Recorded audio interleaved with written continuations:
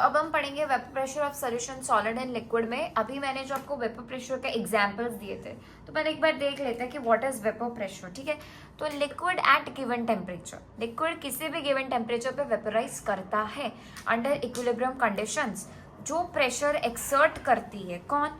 Vapour. किसकी? Liquid की। किसके ऊपर? लिक्विड के ऊपर। ठीक है, मान लो मैंने एक ग्लास में पानी रखा, ठीक है, आधा भर के रखा है, उसके ऊपर मैंने सपोज आप सोच लो पेट्रोल है, पानी नहीं है, ठीक है, पेट्रोल है, आधा ग्लास भरा हुआ है मैंने, ऊपर कार्डबोर्ड शीट रख दिया। अब आधा जो खाली है वहां पे वेपर प्रेशर क्रिएट होगा। वही जो है अंडर इक्विलिब्रियम कंडीशंस वो चाहेगा कि मैं वेपराइज हो जाऊं, और वो वेपराइज होने की कोशिश करेगा। एंड क्योंकि जो प्रेशर एक्सर्ट होगा उस वेपर की वजह से, जो प्रेशर एक्सर्ट होगा बाकी के लिक्विड के ऊपर, उसी को हम वेपर प्रेशर बोलते हैं। ठीक है, अब मैंने आपको दो एग्जांपल्स दिए थे कि वेपर प्रेशर ऑफ सॉल्वेंट जो है वो ज्यादा होता है। क्यों? क्योंकि उसमें कोई डिस्टर्बेंस नहीं होता है अदर मॉलिक्यूल्स का। और हमने देखा था सोल्यूट एंड सॉल्वेंट यानी कि सोल्यूशन, ठीक है, बेसिक सी बात है। तो वेपर प्रेशर उसका कम होता है। क्यों कम होता है? क्योंकि भाई वहां पे क्या होता है, एक सॉलिड की लेयर होती है जो कि ऑब्स्ट्रक्शन का काम करती है। अब हम इसका प्रिंसिपल पढ़ेंगे, ये भी किसी प्रिंसिपल पे बेस्ड है, इसका भी कोई फॉर्मूला डिराइव करेंगे, फिर इसका छोटा सा ग्राफ है वो करेंगे, एंड फिर हम एक नए टॉपिक पे मूव ऑन करेंगे which is ideal non ideal solution. Okay, so अब हम करते हैं principle, vapour pressure of solution of solid and liquid का प्रिंसिपल करते हैं।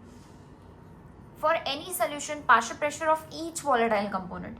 अब यहाँ पे क्या है, कोई एक ही वॉलेटाइल होगा, क्योंकि दोनों तो नहीं हो सकते, एक तो सॉलिड है तो एक हमारा वॉलेटाइल होगा।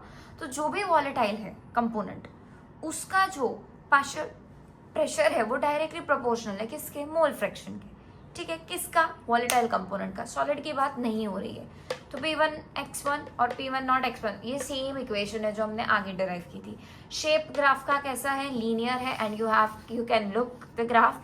यहाँ पे मोल फ्रैक्शन है, यहाँ पे प्रेशर है, दोनों ही बढ़ेंगे क्योंकि भाई साहब डायरेक्टली प्रोपोर्शनल है, तो दोनों ही बढ़ेंगे। एंड ये जो हमें लीनियर स्ट्रेट लाइन मिलती है that is your pure solvent का वेपर प्रेशर। सॉल्वेंट का वेपर प्रेशर कैसा है वो तुम्हें देखने को मिलता है। ओके, अब हम इस वीडियो के बाद नेक्स्ट टॉपिक करेंगे which is your ideal and non ideal solution. तो ये भी मतलब इसको राउल्स लॉ में गिन भी सकते हो, नहीं भी गिन सकते हो।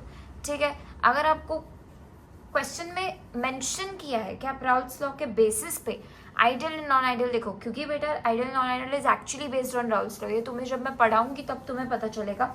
तो अगर तुम्हें पूछा है कि on the basis of ideal and non ideal, तो तुम्हें क्या करना है, राउल्स लॉ के बारे में थोड़ा थोड़ा लिख दो एंड फिर आइडियल नॉन आइडियल को समझा दो। ठीक है, बस ऐसे भी कर सकते हो तुम। एंड आइडियल नॉन आइडियल में भी आगे जाके देयर आर टू थिंग्स जो कि तुम्हें देखनी है, पॉजिटिव डेविएशन, नेगेटिव डेविएशन, वो तुम्हें पता चलेगा जैसे जैसे मैं स्टार्ट करूंगी वैसे।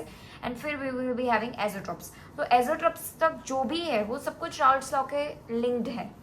ठीक है, बाकी हेनरीज लॉ खत्म हुआ, फिर राउल्स लॉ शुरू हुआ, और कॉलिगेटिव प्रॉपर्टीज के आगे के जितने भी टॉपिक्स है टिल एजोट्रोप्स, ठीक है, राउल्स लॉ से लेके एजोट्रोप्स तक वो सब कुछ उसी के लिंक्ड है। तो तुम्हें अगर राउल्स लॉ पता चलेगा तो तुम्हें वो सारे टॉपिक समझ में आ जाएंगे। सो अब हम पढ़ेंगे ideal and non ideal solution. तो सबसे पहले आइडियल सोल्यूशन क्या होता है? वो सोल्यूशंस जो राउल्स लॉ को ओबे करते हैं, मतलब जो राउल्स लॉ को फॉलो करते हैं, उसे हम आइडियल सोल्यूशन बोलते हैं। जो नहीं करते उसे हम नॉन आइडियल बोलते हैं।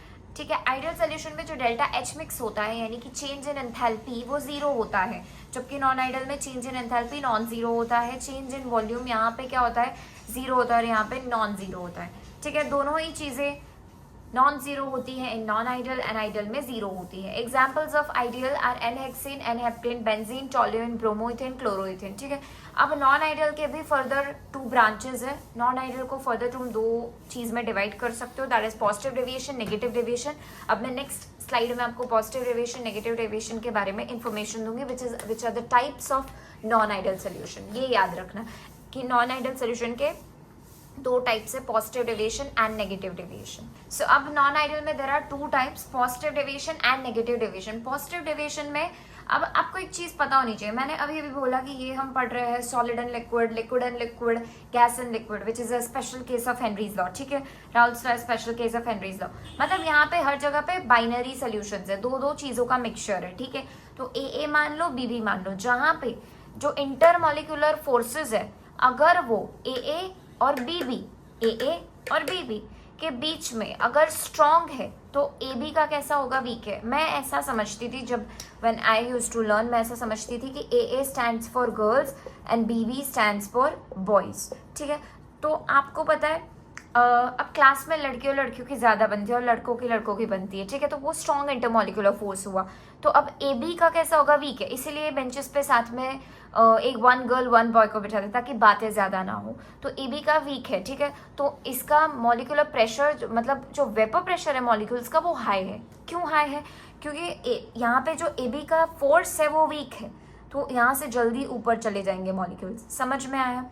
कंटेनर के अंदर हमारे पास सोल्यूशन है। अब गर्ल्स का जो फोर्स है, यानी कि ए का स्ट्रॉन्ग है, बी का भी स्ट्रॉन्ग था, बट जब हमने ए बी को मिक्स कर दिया तो ए बी का ऑल ओवर वीक हो गया, यानी कि सोल्यूशन का जो इंटरमोलिकुलर फोर्स है वो वीक हो गया। अब अगर ये फोर्स वीक है तो सॉलिड लेयर बीच में जल्दी नहीं आ पाएगी और इसी वजह से हमारे जो मॉलिक्यूल्स है वो ऊपर एस्केप हो जाएंगे, यानी कि वेपर प्रेशर जो है वो बढ़ जाएगा।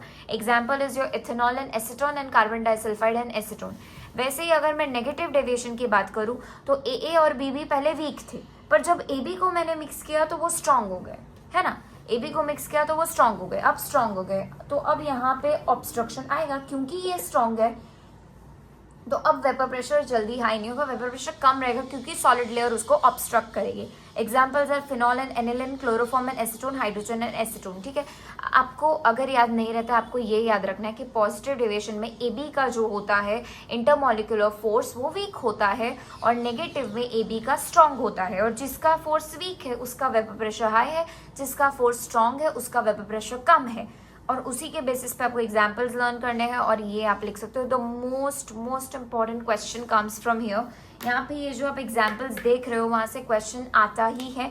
आपको 4-5 ऑप्शन दे देंगे एंड आपको पूछेंगे कि इसमें से पॉजिटिव डेविएशन का कौन सा है, नेगेटिव का कौन सा है। This is the most important question which I can see, ठीक है। आपको या तो थोड़ा सा कंसेप्चुअल पूछेंगे तो यहाँ से थोड़ा लिख देंगे कि भाई वो वीक है, ए और बी जो है उनका इंटरमोलिकुलर फोर्स वीक है, पर जब हम ए बी को मिलाते हैं तो वो स्ट्रॉन्ग है। अब तुम बताओ कि इसमें से दिए गए एग्जाम्पल्स में से वो कौन सा है।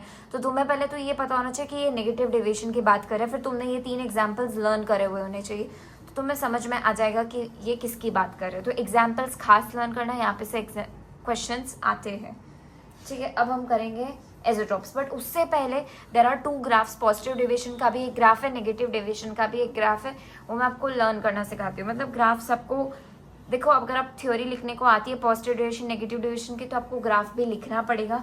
तो मैं आपको अभी एक बार वो बना के दिखाती हूँ कि how does it looks like and कैसे आप बना सकते हो एग्जाम में।